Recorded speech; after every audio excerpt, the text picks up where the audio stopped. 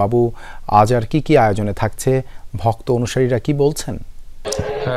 দেবাশিস, আজকের আয়োজন বলতে আজকে সকালে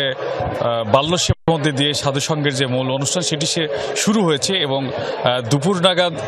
যে পুণ্য সেবা সেটির মধ্যে দিয়েই মূল যে সাধুসঙ্গের আচার অনুষ্ঠান সেটি শেষ হলেই মূল সাধুসঙ্গ শেষ হবে এবং আগামীকালকেই এই যে মেলা সহ যেসব অনুষ্ঠান রয়েছে সেটিও শেষ হবে। এবং বিভিন্ন জায়গা থেকে, দেশের বিভিন্ন প্রান্ত থেকে এখন পর্যন্ত দর্শনার্থীরা যে পরিমাণে চাপ দিচ্ছে বা চাপ রয়েছে তা কিন্তু একেবারে চোখে পড়ার মতো এবং সর্বকালের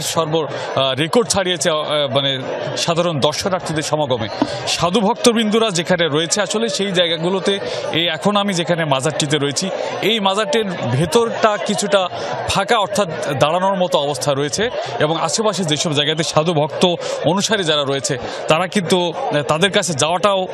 একরকম দুঃসাধ্য অবস্থা হয়ে গেছে সাধারণ মানুষের বা দর্শনার্থীদের চাপের কারণে। এবং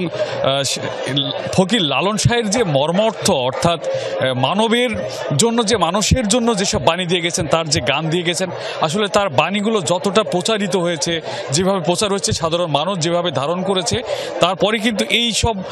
অর্থাৎ অর্থবহ তার যে কথাগুলো ছিল সেই সব কারণে কিন্তু সাধারণ মানুষ আকৃষ্ট হয়েছে। তার যে ধ্যান ধারণা, তার যে দর্শন, সেই চিন্তায় তার সেই ভাবনায় কিন্তু আকৃষ্ট হয়েছে বিভিন্ন বিশ্ববিদ্যালয় বা বিভিন্ন দেশের এবং দেশের বাইরেও নানা জায়গাতেই ফকির লালন শাহকে নিয়ে কিন্তু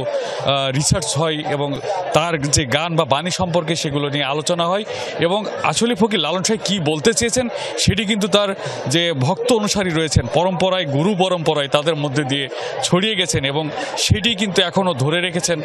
লালন ভক্ত অনুসারী যারা রয়েছেন। এবং ঠিক